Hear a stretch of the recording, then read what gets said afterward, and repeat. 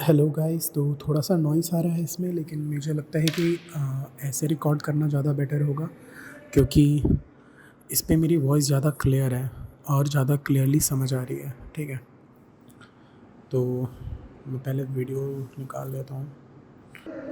तो दोस्तों, मैं आप लोगों को बताने वाला हूँ सबसे पहले बैंक रिकन्सिलिएशन स्टेटमेंट बनाते क्यों हैं।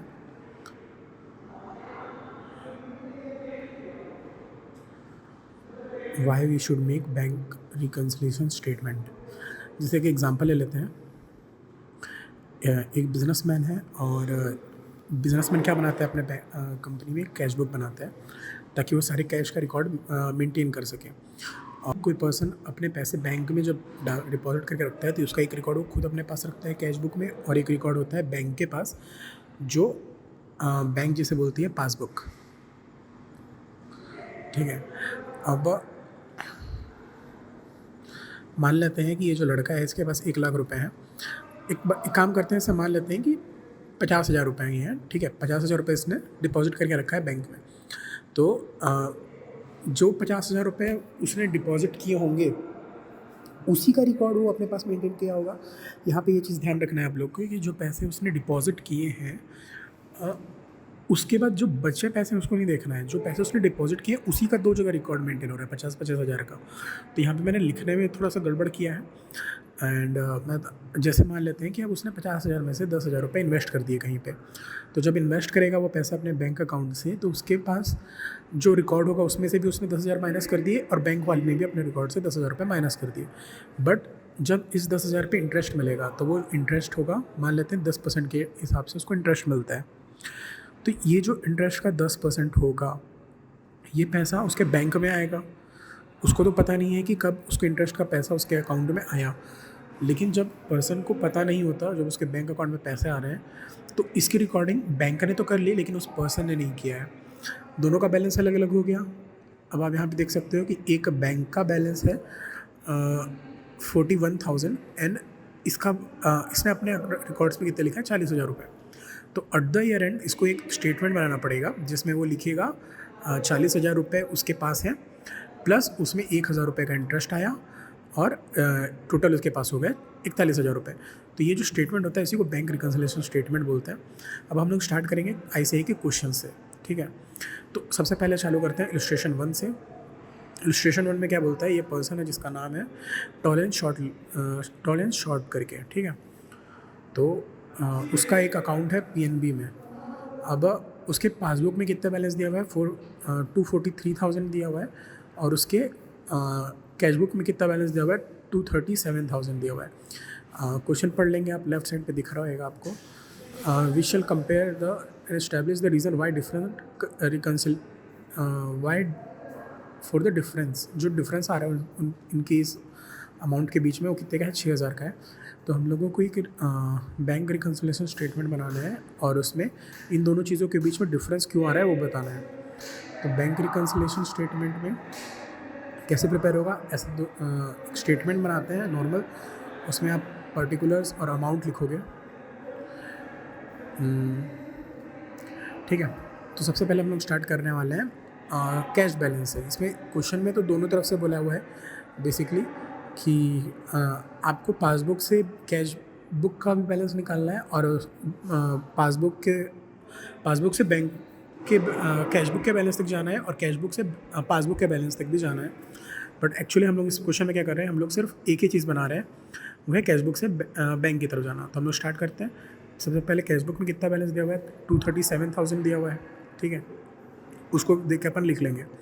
उसके बाद हम लोग क्या करेंगे, जो कैश बुक है ना, उसका जो क्रेडिट साइड है वहाँ से देख देख के हर चीज़ को मैच करते जाएंगे कि क्या जो ट्रांजेक्शन कैश बुक में रिकॉर्डेड है वही सेम ट्रांजेक्शन पासबुक में भी रिकॉर्डेड है या नहीं है। तो सबसे पहले देखो यहाँ पे क्या है, पेमेंट टू के नागपाल। इसमें हमने सब चीज़ मैच किया तो देखा कि जो पेमेंट टू के नागपाल है 73,000 का, वो हम लोग को कहीं भी पासबुक में नहीं दिखा। तो हम लोग पासबुक का बैलेंस क्या होएगा, उसकी वजह से पासबुक का बैलेंस ज़्यादा होगा क्योंकि उसमें से डिडक्ट नहीं हुआ है वो पैसा। तो अगर पासबुक का बैलेंस ज़्यादा है और वहाँ तक हम लोग को पहुँचना है, तो हम उस बैलेंस को हमारे कैश बुक में भी रिकॉर्ड करते टाइम कैश बुक के बैलेंस को बढ़ा देंगे। तो हमने कैश बुक के बैलेंस को बढ़ा दिया 73,000 से। उसके बाद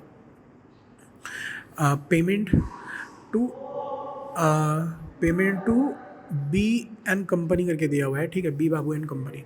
तो हम लोग क्या करेंगे, उसका जो भी पेमेंट था वो रिकॉर्ड नहीं किया हुआ है, ठीक है, उससे जो पैसे मिले हैं हम लोग को, सॉरी, हाँ, उसको जो हमने पेमेंट किया है वो हमने रिकॉर्ड नहीं किया है, तो जो पासबुक का बैलेंस है वो ज़्यादा होगा, क्योंकि उसने पासबुक का बैलेंस रिड्यूस नहीं हुआ है, जबकि हमने कैशबुक का बैलेंस रिड्यूस कर दिया। तो हम इसको 78,000 इसको ऐड करेंगे। यहाँ पे बस ये देखते चल रहे हैं कि जैसे जैसे जिस बुक तक पहुँचना है हम लोग को, जैसे हम लोग कैशबुक से पासबुक की तरफ जा रहे हैं, कैशबुक को देख के हम लोग को पासबुक के बैलेंस का मैच करना है।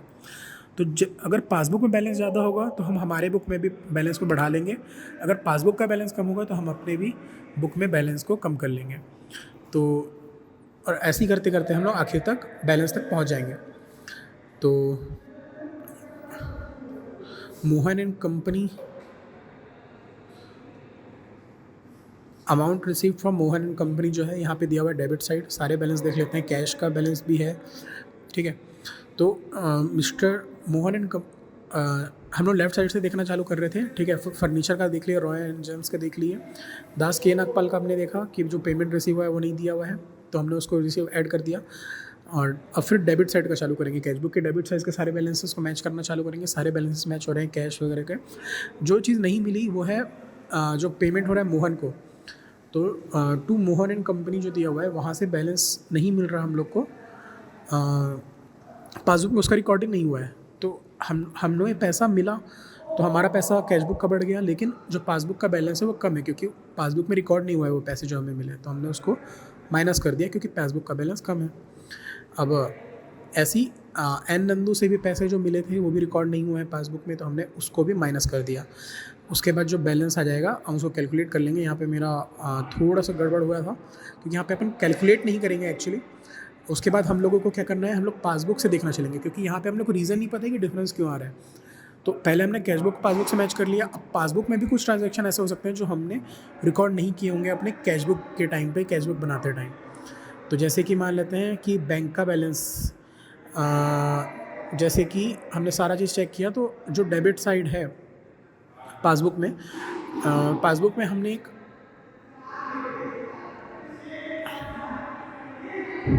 पासबुक में जो 1,000 रुपये का जो बैंक के चार्जेस हैं वो रिकॉर्डेड है, ठीक है। तो बैंक का बैलेंस उससे कम हो गया, लेकिन हमने हमारे में रिड्यूस नहीं किया था, तो 1,000 रुपये से उसको कम कर देंगे। फिर investment collected on government security, interest collected on government security दिया हुआ है, तो गवर्नमेंट सिक्योरिटी पे जो हमें इंटरेस्ट मिला उसके पैसे से हमारे पासबुक का बैलेंस बढ़ गया, लेकिन इस पर हमारा बैलेंस हमने नहीं बढ़ाया था कैशबुक में। तो हम लोग क्या करेंगे, अब 20,000 से अपना कैशबुक का बैलेंस बढ़ा देंगे। यहाँ पे देखते जाएंगे, आप लाइन से दिखेंगे, जैसे कि कैशबुक से हमने देखना चालू किया, फिर से मैं दिखा रहा हूँ आप लोगों को। जैसे कैशबुक की क्रेडिट साइड देखिए, फर्नीचर देखा, पहले हमने रॉयल एंड जेम्स देखा, फिर दासन कंपनी देखा, दासन कंपनी का भी रिकॉर्ड किया हुआ है पासबुक की डेबिट साइड देखिए आप। मतलब पासबुक में एक ही कॉलम दिया हुआ है, लेकिन जो बैलेंस कैशबुक में है वो पासबुक में भी रिकॉर्डेड है। और जो डेबिट पासबुक का क्रेडिट बैलेंस हमारे कैशबुक का डेबिट बैलेंस होता है, क्योंकि बैंक जो होती है हमेशा उसको उल्टा रिकॉर्ड करती है पासबुक में। अब क्यों रिकॉर्ड करती है ये आप लोगों को पता होगा, अगर नहीं पता तो मैं एक्सप्लेन कर देता हूँ। जैसे कि इसको मैं बाद में एक्सप्लेन करूँगा, अगर आप लोगों को नहीं पता नीचे कमेंट में डाल दीजिए, मैं आप लोगों को एक्सप्लेन कर दूँगा, क्योंकि मैं ज़्यादा इसको डीप में नहीं लेके जाना चाहता यहाँ पे। तो हमेशा पासबुक का बैलेंस उल्टा शो करता है, जैसे कि आपके पास अगर बैंक में पैसे होंगे तो वो क्रेडिट बैलेंस दिखाएगा, न कि डेबिट बैलेंस, ठीक है। फिर यहाँ पे अपन कैलकुलेट कर लेंगे और पासबुक का बैलेंस आ गया 243,000, ठीक है। उसके बाद अपन इलस्ट्रेशन 2 पे जाते हैं। फिर से मैं क्वेश्चन आपको पढ़ देता हूँ। From the following particulars prepare a bank reconciliation statement of Jindal offset limited, ठीक है। बैलेंसेस पर कैशबुक दिया हुआ है 2,40,000 का। उसके बाद बोला है cheque issued but not presented in the bank amounting to ₹1,36,000। उसके बाद बोला है cheque deposited in bank but not yet cleared amount 90,000। Bank charges amount to 300 rupees. And fifth point में पढ़ रहा हूँ, interest credited by bank amount to 1,250 rupees and balance as per passbook दिया हुआ है 286,950 का। तो बैलेंस एज पर पासबुक दिया हुआ है 2,86,950 का, ठीक है। तो हम लोग यहाँ पे अब प्रिपेयर करेंगे bank reconciliation statement for Jindal limited. इसने सीधा सीधा बैंक रिकंसिलिएशन स्टेटमेंट बोला है, तो हम लोग को सिर्फ एक स्टेटमेंट ही बनाना है, जैसा हमने क्वेश्चन नंबर 1 में बनाया था। कैसे करेंगे, एक पर्टिकुलर और अमाउंट लिख के 2 कॉलम बना लेंगे, ठीक है। उस पे लिख देंगे बैलेंस इस पर कैश बुक, क्योंकि हमें कैश बुक का बैलेंस सबसे पहले दिया हुआ है, तो हमने कैश बुक का बैलेंस लिख लिया 2,40,000। उसके बाद सेकंड पॉइंट दिया हुआ है, cheque issued but not presented in bank amounts to 1,36,000। मतलब चेक इशू हो गया था बट बैंक में प्रेजेंट नहीं हुआ। इसका क्या मतलब होता है, जैसे हमने क्या किया, हमने किसी पार्टी को एक चेक लिख के दे दिया कि इतने रुपए का हम आपको पेमेंट कर रहे हैं, और जो पार्टी होगी वो कुछ दिनों बाद क्या करेगी, जाके बैंक में वो चेक को प्रेजेंट करेगी और वहाँ से अपना वो पैसे कलेक्ट कर लेगी अपने अकाउंट में, या फिर काउंटर पे जैसे भी उसके पैसे कलेक्ट करने होंगे वो पार्टी कलेक्ट कर लेगी पैसे।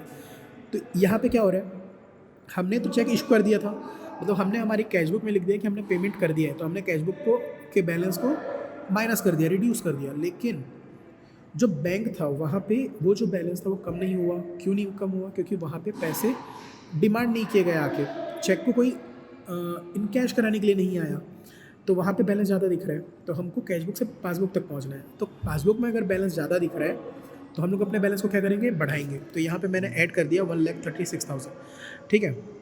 उसके बाद दिया हुआ है cheque deposited but not yet cleared amount to 90,000। तो चेक डिपॉजिट कर दिया, मतलब हमने जाके बैंक में, किसी और का चेक था हमने डिपॉजिट किया बैंक में, तो वो चेक का जो बैलेंस होगा, है ना, थर्ड पॉइंट में पढ़ रहा हूँ, जो भी चेक का बैलेंस होगा वो हमारे अकाउंट में हमने डिपॉजिट करा दिया, तो हमारे बैंक में पैसे जमा हो जाना चाहिए थे, लेकिन क्लियर नहीं हुआ अमाउंट, मतलब बैंक ने वो पैसे हमारे अकाउंट में नहीं डाले। मतलब बैंक का पासबुक कम दिख रहा है, हमारे पास ज़्यादा दिख रहा है, बैंक में कम दिख रहा है, तो हम भी अपने बैलेंस को कम कर देंगे 90,000 से।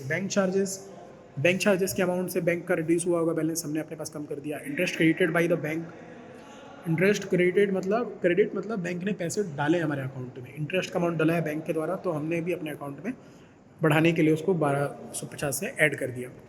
इसका कैलकुलेशन कर लेंगे आप, तो आपका आंसर आ जाएगा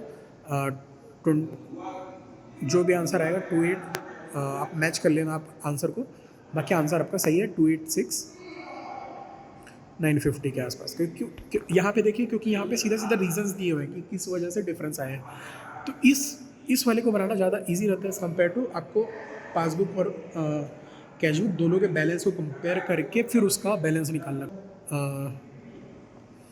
3 को देखते हैं, ठीक है। क्या बोला क्वेश्चन, मैं आपको एक बार रीड करके बता देता हूँ। On 31 March 2019 the passbook of Namrata showed a balance of 1,50,000 to her credit, while balance per as per cash book was कितना था, 1,12,050 रुपये थे। On scrutiny of two account she ascertain the following causes of difference. मतलब यहाँ पे फिर से हम लोग को जो भी डिफरेंस के रीज़न है वो दे दिए हैं, तो बहुत ईजी पड़ेगा हम लोग को सीधा सीधा पॉइंट बाय पॉइंट इसको सॉल्व करते जाना है। पहला क्या दिया हुआ है, she has issued cheque amounting to 80,000 rupees of which only 32,000 were presented for payment. मतलब उसने चेक इशू किया था, अपने बैंक को बैलेंस को रिड्यूस कर लिया, लेकिन जो मांगने वाले थे वो कम ही लोग हैं बैंक के पास, तो पासबुक का बैलेंस ज़्यादा दिख रहा है। बट हमने पासबुक से चालू किया इस बार, याद रखना। तो हमारा पासबुक का बैलेंस ज़्यादा है, कैश बुक का बैलेंस कम है, तो हमें कैश बुक तक पहुँचना है। तो कैश बुक का अगर बैलेंस कम है, मतलब कैश बुक में हमने ज़्यादा पेमेंट रिकॉर्ड किया हुआ है, तो हम यहाँ पे क्या करेंगे, पासबुक के बैलेंस को भी कम कर देंगे, तब तो जाके ये कैश बुक तक पहुँचेगा। पॉइंट नंबर 2 देखते हैं। She received a cheque of 5,000 which she recorded in her cash book but forgot to deposit in the bank, ठीक है। यहाँ पे उसने बोला है कि she received a cheque of 5,000 rupees, मतलब उसको 5,000 रुपये का चेक मिलता है, जिसको वो क्या करती है, कैश बुक में रिकॉर्ड कर लेती है। 5,000 हमने बढ़ा लिया अपने कैश बुक में, बट पासबुक में वो रिकॉर्ड नहीं हुआ, ठीक है। बैंक में क्योंकि जमा नहीं हुआ वो बैंक के पास, तो बैंक वाले ने रिकॉर्ड नहीं किया, तो उसको हम लोग बैलेंस को बढ़ा देंगे क्योंकि कैश बुक का बैलेंस ज़्यादा है। थर्ड पॉइंट देखते हैं। A cheque of 22,000 deposited by her has not been cleared yet, ठीक है। तो जो उसने चेक डिपॉजिट कर दिया, मतलब उसने बढ़ा दिया अपने बैंक, हमारे पास पैसे ज़्यादा हैं बोल के उसने दिखा दिया, उसको लग रहा है कि बैंक का बैलेंस बढ़ गया, लेकिन बैंक में तो वो डिपॉजिट नहीं हुआ, हैज़ नॉट बीन क्लियर्ड, क्योंकि वो बैंक से के द्वारा क्लियर नहीं किया हुआ है। तो बैंक का बैलेंस कम है, कैश बुक का ज़्यादा है, तो कैश बुक के बैलेंस तक पहुंचने के लिए हम लोग बढ़ा देंगे अपने बैलेंस, 22,000 से बढ़ा दिया। ये बस याद रखिएगा कि जैसे कि हम लोगों को जिस बैलेंस तक पहुंचना है उस बैलेंस तक पहुंचने के लिए जैसे जैसा सामने वाली बुक में वो चीज़ हुई है, हमें भी वही चीज़ करनी पड़ेगी, क्योंकि हमारे बुक में वो चीज़ नहीं हुई है, तभी हमारे बुक में बैलेंस डिफरेंट आ रहा है। तो अगर कैश बुक में बढ़ा है तो बढ़ा देंगे, अगर कैशबुक में कम हुआ है तो घटा देंगे। Mrs Gupta deposited amount of, कितना दिया हुआ है यहाँ पे, 15,700 रुपये का दिया हुआ है, ठीक है। तो ये कैशबुक में रिकॉर्ड नहीं हुआ है, यहाँ पे दिया हुआ है अमाउंट डिपॉजिट हो गया है but by her in cashbook yet, not been recorded by her in cashbook yet. तो कैशबुक में रिकॉर्ड नहीं हुआ है, तो कैशबुक में रिकॉर्ड अगर नहीं हुआ है डिपॉजिट होने वाला अमाउंट, तो कैशबुक में बैलेंस कम है, यहाँ पे हम लोग कम कर देंगे, ठीक है, 15,700 रुपये। और चार्जेस दिए हुए हैं, charges of interest, bank has credited an interest, credited मतलब बैंक में जमा हुआ है, मतलब हमें मिला है ये पैसा 1,500 रुपये का, वाइल चार्जिंग 250 अस बैंक चार्जेस। यहाँ पे ये चीज़ ध्यान देना कि ये दोनों एडजस्ट करके नहीं है, मतलब जो 1,500 का बैलेंस दिया हुआ है वो 1,500 में से 250 रुपये उसने माइनस नहीं किए हैं, ये चीज़ क्लियर रखना। वाइल चार्जिंग 250 अस बैंक चार्जेस, ये अलग है, 1,500 अलग है, ठीक है। तो bank has credited interest of 1,500 को 1,500 को हम लोग कम कर लेंगे क्योंकि ये चीज़ कम हुआ होगा, और 250 का जो अमाउंट है वो बैंक से कम हुआ है बट कैशबुक में ज़्यादा है, तो कैशबुक से बढ़ा लेंगे इसको, 250 आ जाएगा बैलेंस आपका, सॉल्व कर लेंगे। तो क्वेश्चन नंबर 4 देख लेते हैं। इसमें भी सेम सिंपल सा बनाना है, ठीक है। रीज़न ऑफ चेंज दे दिया है, सीधा बैंक रिकन्सिलिएशन स्टेटमेंट बनाते हैं। बैलेंस किसका दिया हुआ है, पहले ओवरड्राफ्ट दिया हुआ है, तो ओवरड्राफ्ट के केस में ना जो कई लोग क्या करते हैं, इसका बैलेंस को पॉजिटिव लिख लेते हैं। मैं आप लोगों को सजेस्ट करूँगा कि बैलेंस इस पर कैशबुक को यहाँ पे माइनस में लिख लो आप, तो ये ज़्यादा इजी पड़ेगा क्योंकि आपको सोचने में इजी पड़ेगा ये चीज़, ठीक है। और ऐसा आप लिख सकते हो, कोई भी इशू नहीं आएगा आपके एग्ज़ाम में, पूरे मार्क्स मिलेंगे आपको, कोई भी मार्क्स डिडक्ट नहीं होगा इसके लिए। तो आप ऐसे ही लिखा करना, आप लोगों को ईजी पड़ेगा, ठीक है। उसके बाद सेकंड पॉइंट दिया हुआ है, interest on overdraft for 6 month ending 31 December 2019 160 is entered in the passbook. Overdraft का 6 मंथ का जो इंटरेस्ट था 160 बन रहा था, पासबुक में इंटर्ड हो गया वो, ठीक है। हमारे पास क्या चीज़ का बैलेंस है, कैशबुक का बैलेंस है। पासबुक में बैलेंस क्या हो गया है, ओवरड्राफ्ट की वजह से कम हो गया है इंटरेस्ट लगने से, तो यहाँ पे हम लोग माइनस करेंगे। Bank charges 400 was debited in passbook only, passbook में कम हुआ था सिर्फ 400, यहाँ पे भी अपन कम कर लेंगे, माइनस कर लिए 400।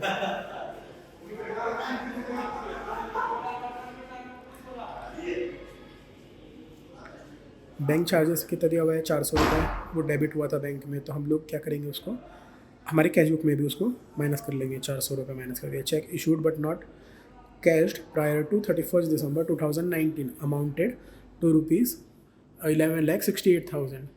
चेक इशू हो गया, मतलब कैशबुक में माइनस हो गए, हमारे पास क्या है, कैशबुक का बैलेंस है, पासबुक का बैलेंस ज़्यादा है, ठीक है। यहाँ पे डिसाइड मत करना, पूरा लाइन पढ़ लेना। Cheque issued but not cash prior to 31 December 2019, हम डेट पे बना रहे हैं 31 दिसंबर 2019 को, अमाउंटिंग टू इतना दिया हुआ है। हाँ, तो मतलब हमारे कैशबुक से कम हो गया है बट पासबुक में ज़्यादा दिख रहा है, तो बढ़ा लेंगे इसको, यहाँ पे ऐड कर लिया।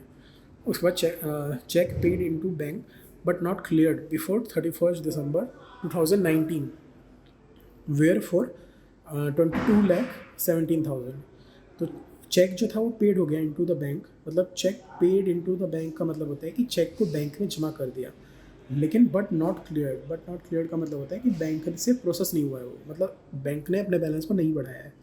तो हम लोग क्या करेंगे, बढ़ा लेंगे, बैंक का कम है, हम भी कम कर लेंगे, यहाँ पे माइनस हो जाएगा। Interest on investment collected by the bank and credited in passbook, bank ने इंटरेस्ट से बढ़ा दिया, अपने पैसे को 12 लाख ऐड कर दो, टोटल कर लो, यहाँ पे आंसर आ जाएगा।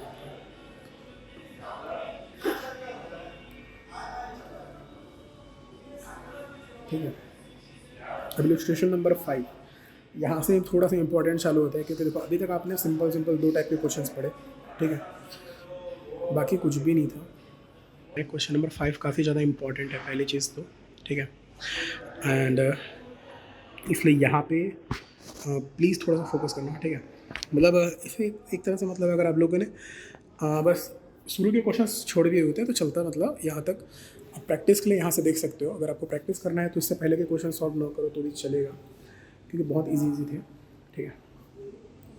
क्वेश्चन नंबर 5 पे आ जाते हैं सीधा। अगर आपको प्रैक्टिस करना है तो उन सबसे बेटर क्वेश्चन है क्वेश्चन नंबर 5।